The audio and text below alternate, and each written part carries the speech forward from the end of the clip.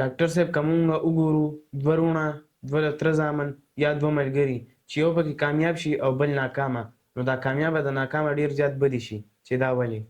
بچی دا انسانی فطرت ته د دې باره کې حمزه بابا وی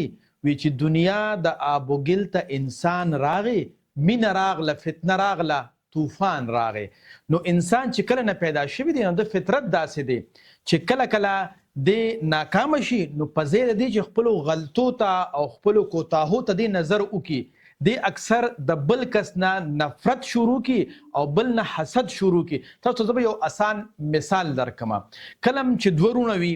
او همغه یو مور پلار وي، یو ماحول وي او یو ګټه وټه وي د مور پلار، هغه یو پکې شپه ورځ ځان باندې محنت کوي او هغه سبق وایي او دغه بل چې کوم دی نو مزې کوي او هغه وایي مړه سبا به بیا ګورو. نو دغه یو کس چې کله کامیاب شي نو دې خبرې د خپل کمزورۍ څنګه پټي، دی بیا پلار ته وایي چې هغه ته به دې ښه کتل او ما ته به دې ښه نه کتل، او مور ته به وایي چې هغه به سبق وي نو تا به لږ پیم ډېر ورکول او چای به دې هم ډېر ورکول او ډېر خیال به یې ساته او زما به یې نه ساته. حالانکه دې دا نه ګوري چې دغه مور پلار به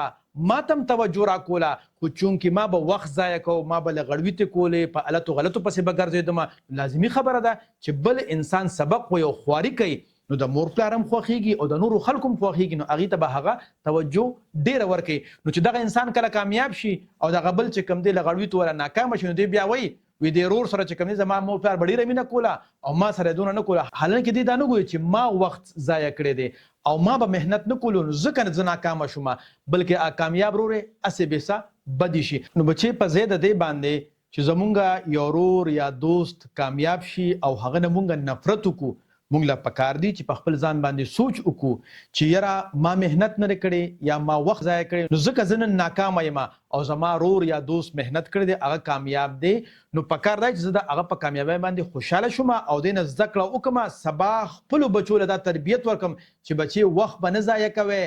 وخت مو ضایع که نو تاسو به زما په شانتې جوړیږئ او که وخت مو ضایع نه که نو تاسو به د لالا په شانتې جوړیږئ، مزې به کوئ او په دنیا کې به کامیاب یې.